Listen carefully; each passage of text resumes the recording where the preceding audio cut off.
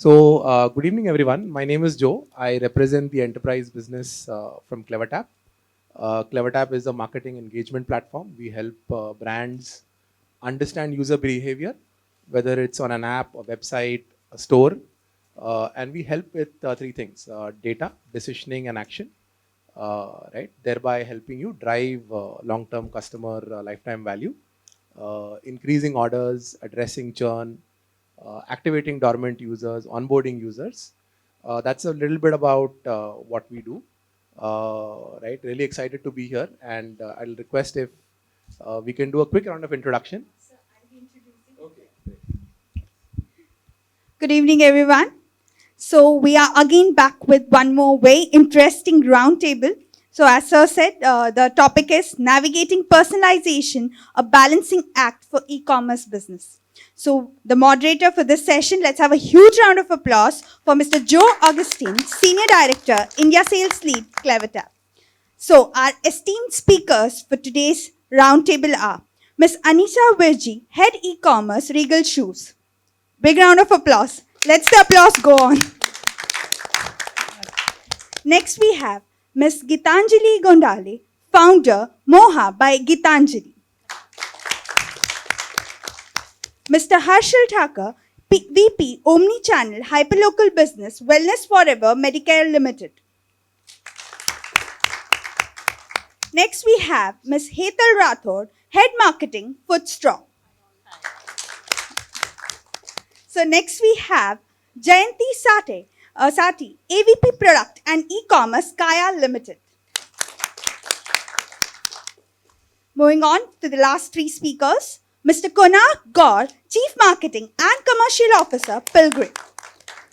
Mayank Cha, CEO, E-Commerce Vertical, Guardian GNC.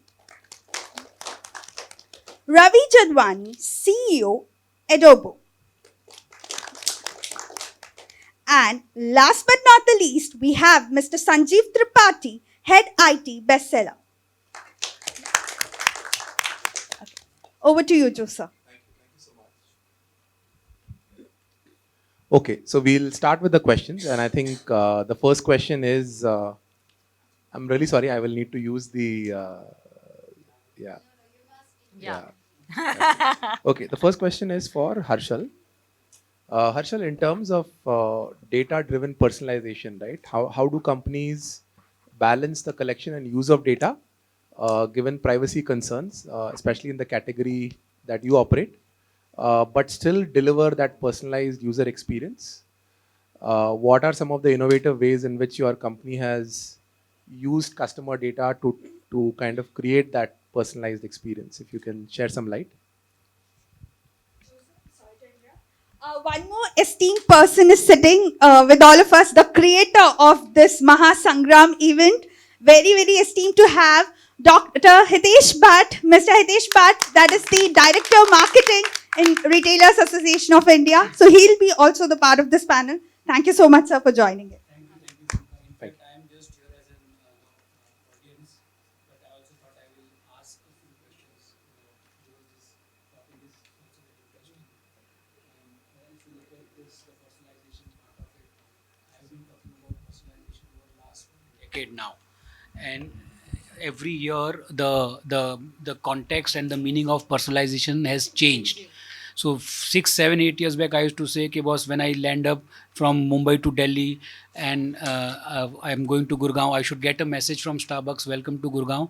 If it is hot, then they should tell me your cold coffee is ready and a special price for me." That's personalized for me, okay, for Hitesh. And that's what it's all about. But yes, we are coming there. We are inching towards that kind of a marketing program. But that's when we have that data with us. Okay, so the question that Joel asked about is are we getting that kind of data, and how we can use it, how we can play with it and stuff like that. Obviously, keeping the privacy norms and stuff like that. But I'll not get much into it. The question was asked by Joe to Haarshal. I would like Haarshal to answer it. Haarshal, over to you. Sorry and thank you. No problem. So thanks, Joe, for asking the question. I'll cover the data privacy bit first. Of course, being in the pharma and wellness space, where we have first-hand information of the customer's buying behavior for their diseases, illnesses, ailments, which can be curative or preventive, it becomes very sensitive. And you're right, it is paramount for us to ensure that data is not given in anyone's hands and it's masked in the correct places in order to ensure not just data theft but also some level of privacy, given that the last mile piece or the pharmacist dispensing the medicines handle the customer in a very sensitive fashion. So while we have our checks and balances across our CDPs and CRMs to ensure an LCID is the only thing that is out there for any partner or any executive in the company to use for any analysis or even answering calls. Uh, we do not give out phone numbers. We ensure that uh, any scheduled medicines which are highly sensitive or can only be dispensed at stores, etc., that information is flagged, so there is no incorrect pitching of medicines that is happening, or refill reminders of those sorts are not being pitched to customers. And at the same time, along with our partners who drive the cloud dialers, which is very deeply integrated with our CRM and CDPs, we ensure that similar amount of data is exposed to our executives from a privacy front. With regards to internal data sharing for analysis across teams, we are yet to, I think, hit that journey in terms of seamlessly protecting data and ensuring it's done in the most secure way. We have some thoughts, but I would say that we're very early in the journey of cracking that bit. But because that is internal, it's less. Uh, I'm not saying less of a priority, but currently it's okay for us to make it P1 instead of P0. Uh, what we've been able to do with the data that we collect is, in order to captivate our chronic user base. Now, chronic in the pharmacy parlance can only be is usually restricted to chronic ailments such as diabetes, hypertension, cholesterol, etc. How we classify chronic is any consumer that is consuming any pharma or FMHG or FMCG product which has a repeat purchase behavior, right? So we ensure that every product is tagged with a typical prescription life cycle or a consumption life cycle. Prescription life cycle being, for a diabetic, typically three doses a day. For a glycomet, or for a protein supplement, 1 scoop a day. So from the date of purchase, what we let our executives know or our stores know when the customer walks in, or when we're reaching out to customers through CLM platforms such as Clevertap, we remind the customers that their dosage might be expiring, or their product might be up for a refill or restocking, and that's helped us significantly well in ensuring that we are engaging with the customer from time to time. They and again, because it's medicines, it's not like a hard sell or sales call like our insurance players do, but it's a very sensitive call, or methodology to reach, where we try to touch them across all platforms depending on the severity of the sensitivity of this. For example, if it's a sexual wellness product, we'll probably do a push notification or a email, whereas if it's a medicine, we'll do more than we'll do a WhatsApp or a SMS reminder. And if it's a chronic medicine, then we'll do a call reminder based on the age profile of the customer. So this is what good data collection along with personalization has helped us achieve, in terms of driving some level of customer stickiness. However, the challenge still remains, where we end up sometimes sounding like we're intruding someone's privacy. So that's something that we're trying to bridge and ensure that we do more gracefully in order to ensure the customer is also more comfortable. So yeah, I think. Thank you so much, Haarshal. This was good insight. My next question is actually on cultivating a positive brand image, and this question is essentially to Anisa, right?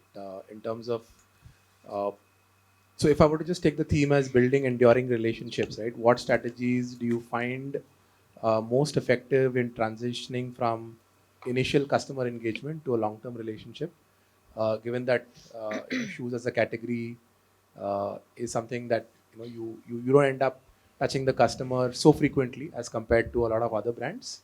And could you discuss a challenge? I mean, how do you measure the success of strategies in terms of customer lifetime value in the context of your business? Right. So Regal is it's a legacy business, right? So we've been around for about 70 years, and we have been for most of that time a brick and mortar business. And in order to do some of this work with data and with customer personalization, we were actually early adopters of the mobile-based loyalty programs, right? So, we have 1 million strong phone numbers in our loyalty database. But 3 or 4 years ago, when we went online, that's when we started to realize that there's so much more to be done. The people were not talking about omni-channel, and all of those buzzwords weren't around, and we were just trying to figure out what to do with this enormous clientele, a loyal clientele that we hadn't really put that much effort into building loyalty there. They just were. And now we have to start working on building loyalty, right? So the things that we were doing before, basic things, right? Like birthday and anniversary reach outs and offers. Or if we had the value seeker who showed up at our EOSS twice a year, we would make sure he showed up at our EOSS every year for the next 10 years. Now that I'm online and I have all of this new customer who doesn't have any loyalty to me and is not inclined towards loyalty, where fashion is concerned, and you know about this, I'm sure. I am now trying to solve for this question that you're asking me, right? So now a lot of my effort is going into collecting this data, analyzing the data, looking for patterns, and trying to integrate and make seamless the customer experience from the offline to the online to make sure that I'm not forgetting that the online customer behaves very differently. So it's only in now that I have ways of gathering, and I have this data lake that I need to work on analyzing. That's when like a partner like you guys can help me to build sort of long-term relationships and increase the CLV of my customer, my online customer. Thank you, Anisa. That's a good insight. So you mentioned the word data lake, and I think Kunak, we were having a discussion outside, right, in terms of how data from different systems, right, when it all comes together, there's a lot of magic which a practitioner like yourself can really bring, right, in terms of driving customer loyalty. Uh, just wanted to know your thoughts on this, Kunak, in terms of how is Pilgrim really leveraging data and really working on creating those hyper personalized experience, right, that drives long term customer loyalty. Sure. I think hello. Yeah, I'll start with first of all what Pilgrim is about. I think many of them perhaps may not know it. So we are a D2C personal care company, and we sell shampoos, conditioners, moisturizers, hair growth serums, and various face serums, and all of that. See, the success for us, the commercial success for us is at scale. So the hyper personalization for us has a slightly different meaning than perhaps a lot of software. I cannot make a soap for everybody in this country. I can't have 1.5 billion different soaps. So for me, personalization is going to have a little different meaning. I need to have very meaningful cohorts, which can start making commercial sense also, and which are also in line with my consumers' desires. I think a lot of our time goes into analyzing that particular cohort formation is very important for us. We get all kind of customers pan India, right? So putting them in these sort of meaningful blocks is what we do. And once we know what they are buying and why they are buying, so there are some new age techniques. I mean, these data analytics and all that. I think need not tell it. But then there are some old consumer techniques which we layer it on it. Say, for example, I am from the FMCG world. Whole my life I've been in these mass FMCG companies like Nestle, Marico, and all. Nothing can replace a face-to-face interaction with the customer. So once I have an hypothesis basis of data, I still want to go and check the validity of it. I want to check the emotions and all of that, and then there is a solution that can perhaps come out. And this has worked well for us. There have been propositions which we got out of data, which we once validated with these kind of things. We have changed the formulation and we have given something which is now uh, become the top seller. So uh, so we keep innovating through new age as well as, I don't know if old age technique is the right word, but having this consumer talk plus the data, that has really helped us doing the engagement. We are doing all the what I call the brilliant basics, which is calling, if you get an email, dear Joe, and then rest of the thing.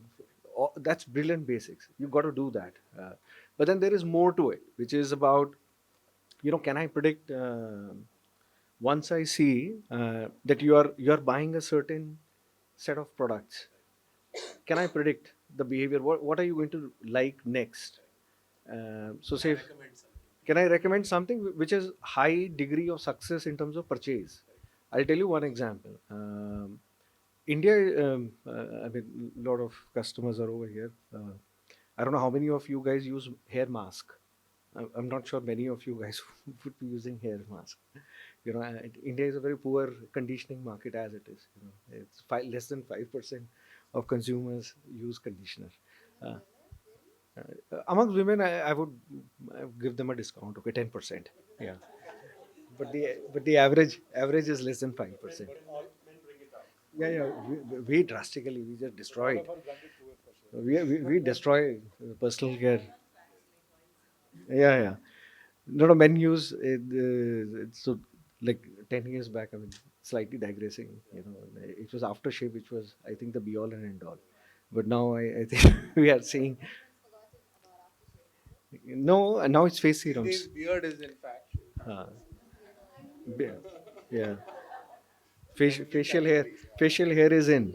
Yeah, yeah, the facial hair is in. Yeah, I mean, there's Hetal also, I mean, he's sporting that.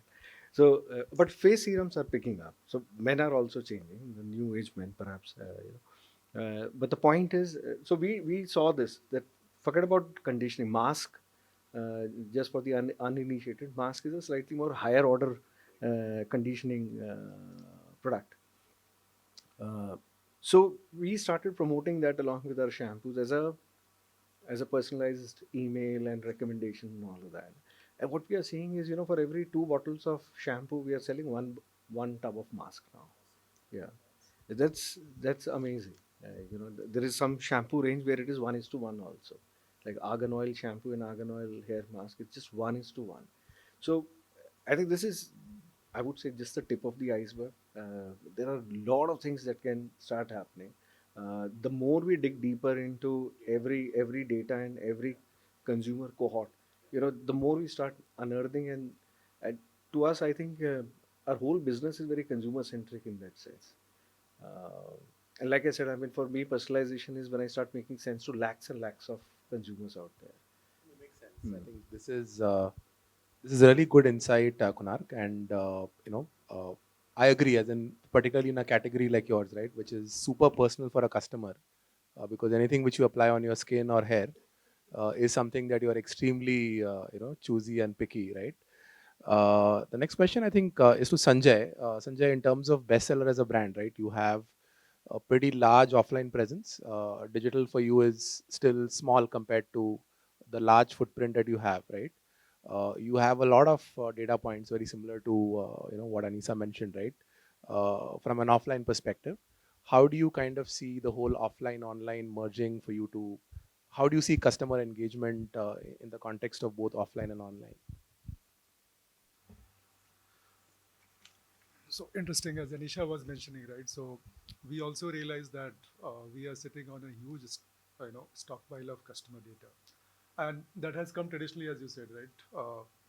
With our presence across India, right? We own and operate around 350 odd stores. They're all owned and Coco model stores, and we own our customers who are coming there, and of course. Uh, there are shop in shops and all that I'm not talking about, where we are there in 1500 odd shop in shops. uh, so I think when we started realizing that data is the new oil, and how basically you churn that data, use it to your advantage.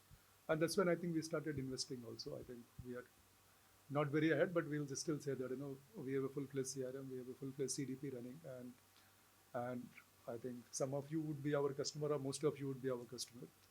And I don't know, we have not integrated your shopping behavior outside our sites, but we have integrated your shopping behavior, what you do at our brand sites or what you do at our stores, right? So I think that layer we pretty much basically, we have made it seamless. So you are a customer on D2C site, and if you're buying on any of our Coco stores, right?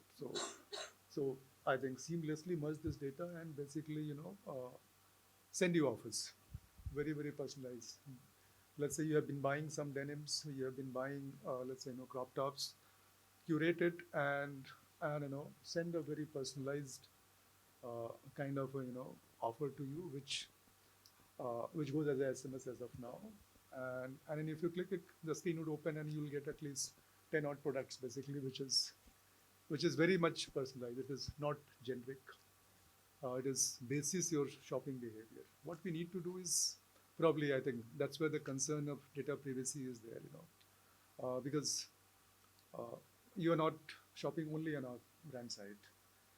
Offline, I think it would be difficult to touch, but how to get your, let's say, shopping behavior outside the site, and then amalgate probably, it would make more sense probably. But in those parallels, basically, now this DPDB and then, a next set of, let's say, hindrances which are coming. This could be hindrances. This could be basically, opportunity also for some people, to use it to their advantage. But I think from that perspective, we have made some sense of, we never ran the loyalty offer. And fashion, it, I think, the customers. No, yeah. It is not fashionable.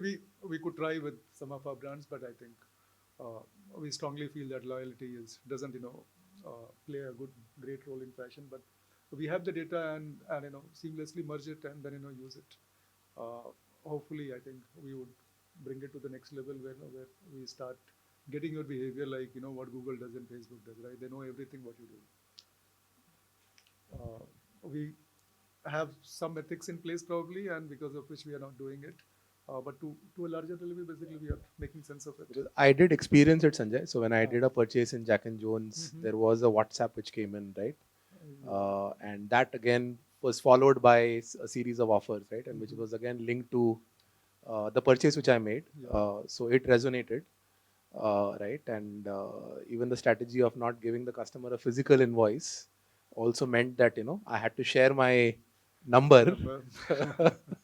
But I think the agent was kind of I mean the way it was sold to me is that, look, we are not issuing a paper invoice, so we need your number so that we can, and my details are there, right? So But I think it has worked a lot. At Yeah. least when you come for exchange, when you come for return. correct. Uh, Yeah, absolutely. So And I think it gives a kind of convenience to you. You can Correct. just walk in with your mobile and Correct. you would have got our invoice and you show invoice and then you do the exchange return. Yeah. So as long as they are not bombarding you with a lot of messages, and as long as those offers resonate, I think a customer will not have an issue.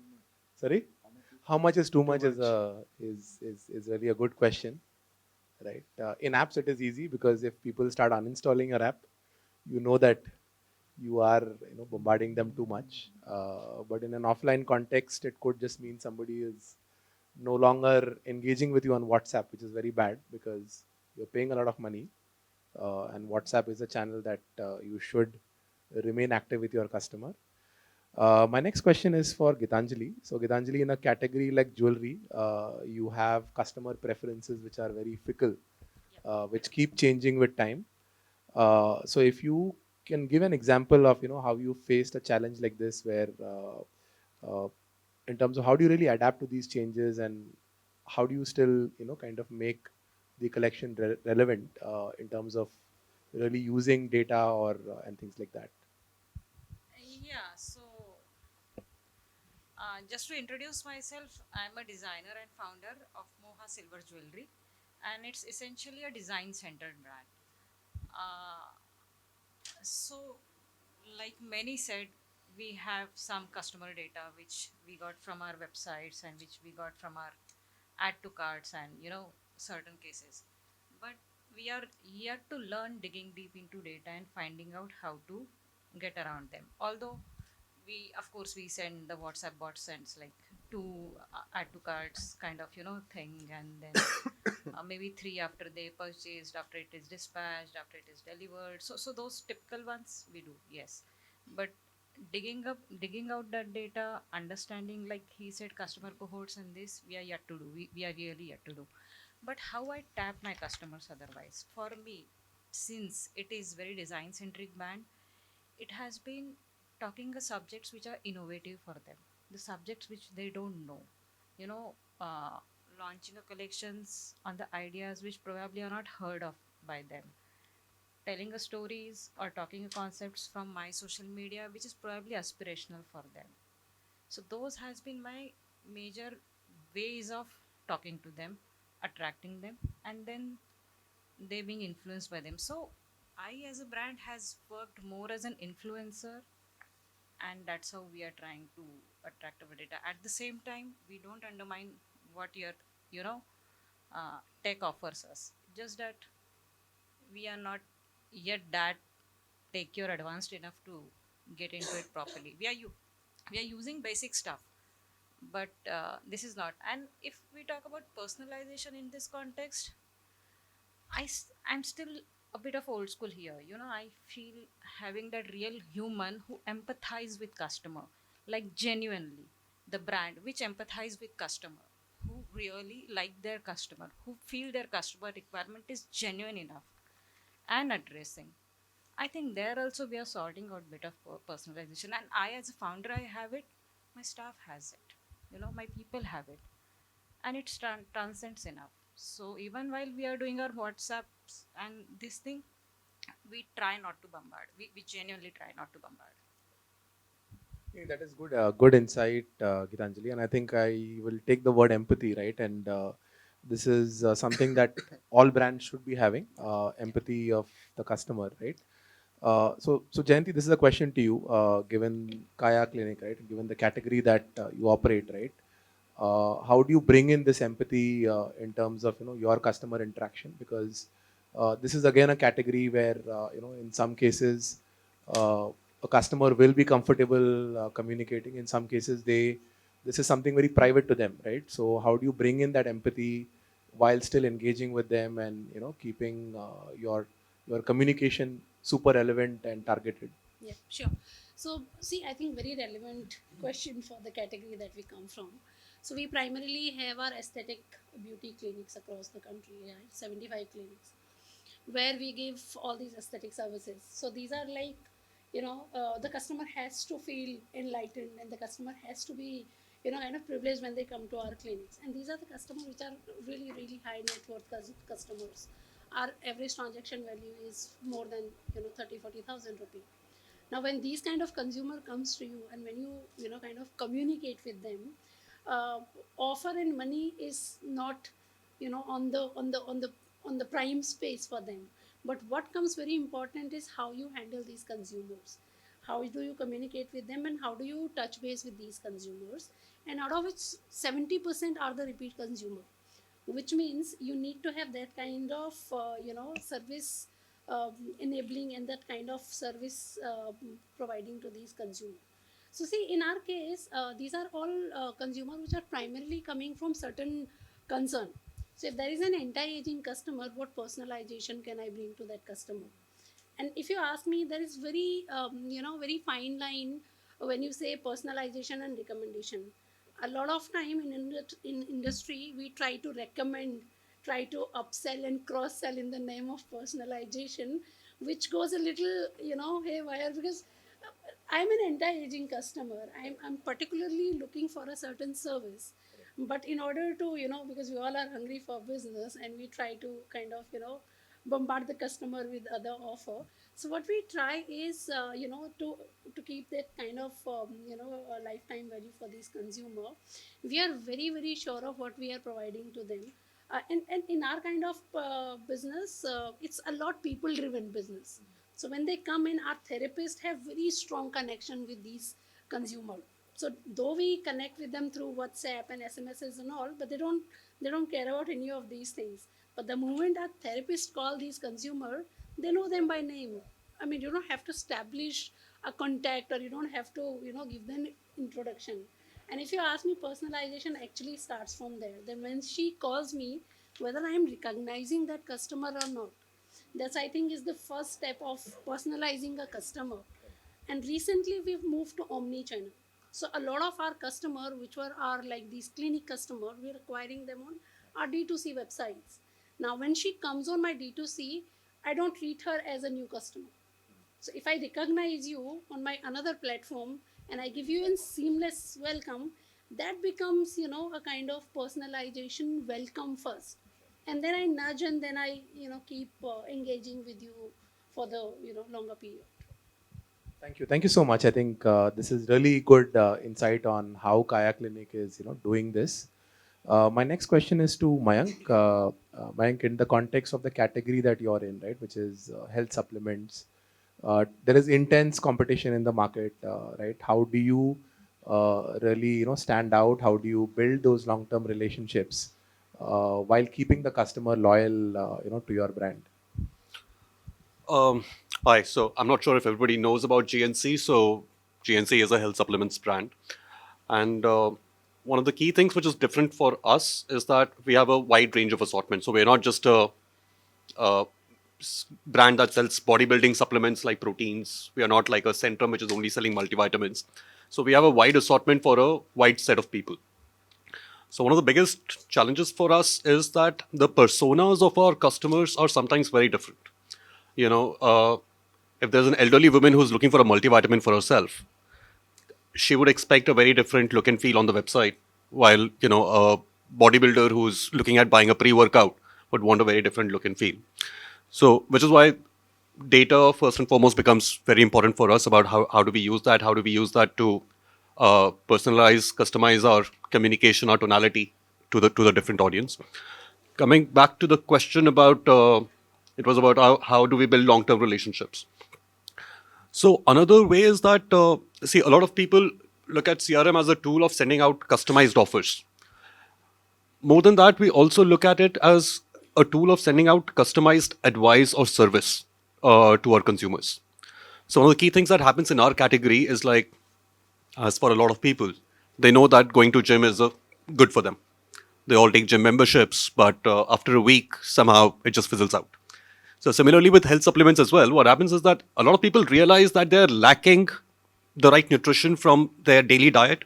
They know that they should consume multivitamins or their omega-3s, etc. But after about a week, they forget it in some shelf and it keeps on lying there.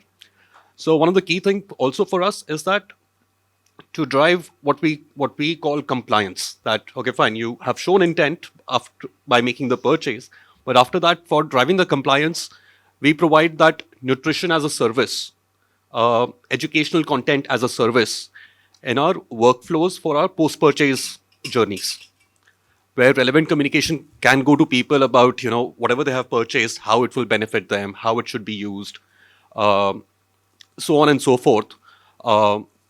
Again, obviously, when it comes to refill, etc., then obviously offer-driven campaigns are sent. But to create that long-term relationship, we prefer to see ourselves as not just a product company which is just looking at selling, because in our category also, retention, I mean, the repeat purchase propensity is higher. So, which is why building those relationships over the longer period is important. And I'd like to add that we go a step beyond than just sending out emails, SMS, WhatsApp. We also focus on using our call centers actually to build a lot of these relationships. Onboarding a consumer is extremely important for us. When our nutritionist calls a consumer to help advise him on whatever product he's bought, she also tries to understand more about him, his family, etc. And that all helps build a sort of trust between the brand and the end consumer. Great. This is a good insight, Mayank, and I can resonate with the gym experience, right?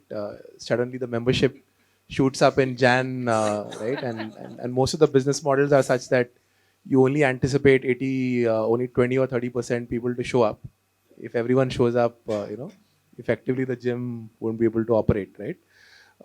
My next question is to Ravi. Ravi, we were chatting outside, right? And my question to Ravi outside was that, in today's category where people are promising 10-minute delivery, Edobo has a 30-minute delivery promise, right? So if you can just share some light, and Ravi had some interesting things to share, right, in terms of how do they differentiate and what is really the value that Edobo brings in. And you've been using data for a while, Ravi, to kind of engage and personalize and reach out to customers, right?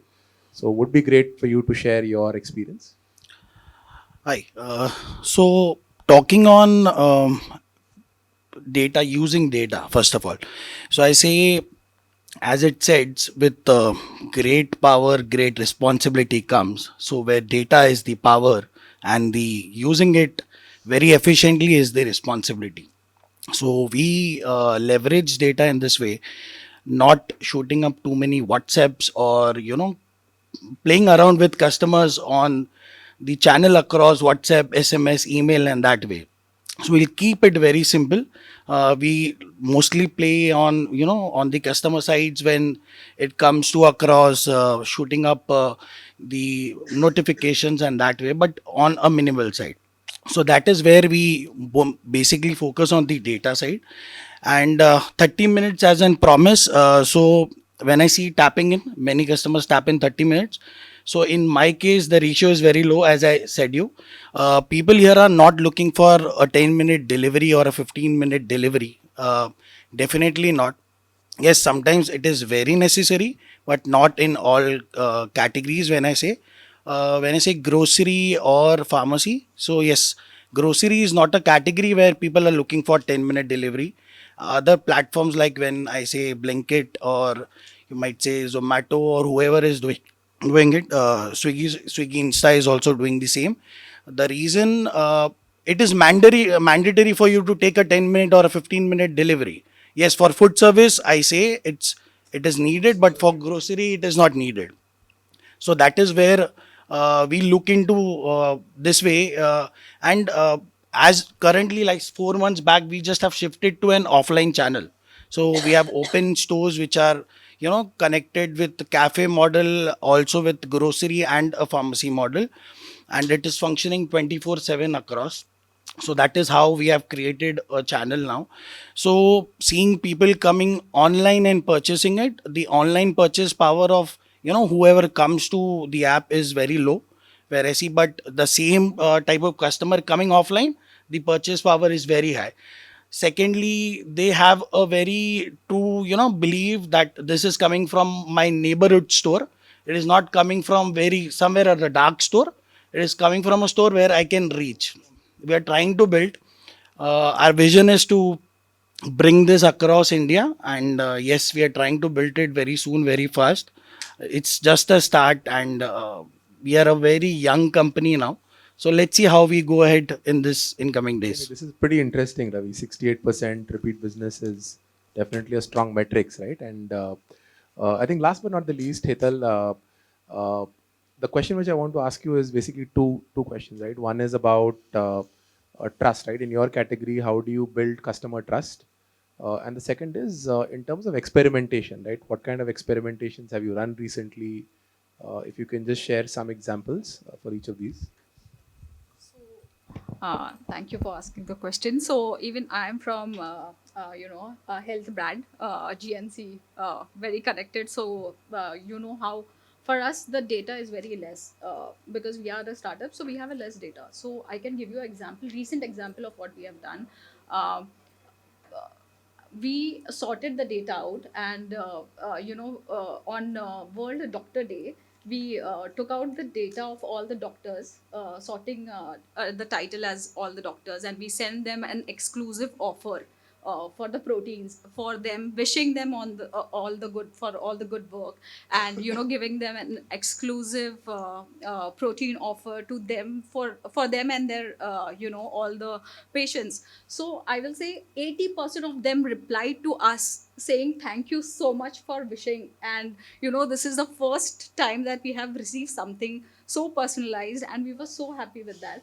So I feel like personalization is a key in e-commerce right now, but I feel like over personalization, we should avoid over personalization. I've seen a lot of clients, even me as a customer, I have feel that. So sometimes 80% were happy, but 20% were still not happy, sending. So I just wanted to ask all the seniors, like, how can we deal with this over personalization thing in e-commerce? Because I was happy with the 80%, but I was very sad to know that 20% of them were not happy being a regular customer. So we avoided people who didn't only purchase for the first time. We only sent it to the data who were repeat customers. So how can we avoid over personalization? I think there are always going to be people who don't like it. Like I land in Jaipur and Jaipur Uber shows me which hotel I stayed in last time and take the same, my destination. Yeah. Yeah. And I didn't like the hotel. I'll say, why you have this information? Why you're tapping me so much? Yeah. And someone will say, oh, fantastic. So it's always going to be different. So I think we are always going to have depends that. on the persona how you Yeah, it depends on Yes. the person. depends on Yes. the persona. There are Also, people there who is, will like it. There are people who will not like it. that is it an urban legend? I don't know, but that story about how Target sent a woman a coupon for pregnancy videos Yeah, that's a before legend she story. was Yeah, before yeah, she yeah, knew yeah, she was yeah, pregnant. yeah. That's creepy, right? Like, Yeah. like don't know what's going on with my womb. So That's there has scary. been a very interesting story on one person receiving leaflets at his home about abortion, and then later he digged out in the story, and then he got to know that his daughter is Pregnant. and this was a story which led to a privacy case in some state in Yeah. the USA. So Okay, but that level of data collection is also commendable. But yeah, yes, But, but Yeah. yeah. But regardless, I mean, three quick points that I would like to make is that, That's you very, should always very make it easy for people to opt out of Yeah. messaging. Yes. Never send messages without opt-ins. Yeah, Yeah. it's very important. Yeah. And let them also choose the channel on which they're willing to receive the communications. Yeah. So I think with VPDB coming in, right, where the consent probably is Yes, going to be yes, mandatory, yeah, right? I think yeah. your problem would Yeah. automatically get solved because the customers who are not willing to receive messages, right, or get bombarded with the offer, probably they would opt out, Yeah. and that would probably solve a bigger chunk of the problem. Now the customers who are opted in, uh, how much is enough is something, yes, we have to see to it, and those customers also would have option, right? The moment they realize that this is becoming too much, probably they would also opt out because you got to give that platform also, where you have opted in doesn't mean that you have opted in for life. The opting Right. out has to be easy. Yeah. So as you said, opt in and opt out option given to customer, then it is in the hand of customer. Right? The power is with the customer. I'm Jacob. I lead data science at Clevertap. I think most of the time, so most of the time, what I have seen with marketers is that they straight away jump to engagement, but the same engagement sent to two different cohorts of users, the reaction is totally different. Take for example a simple thing, right? What is your driving speed?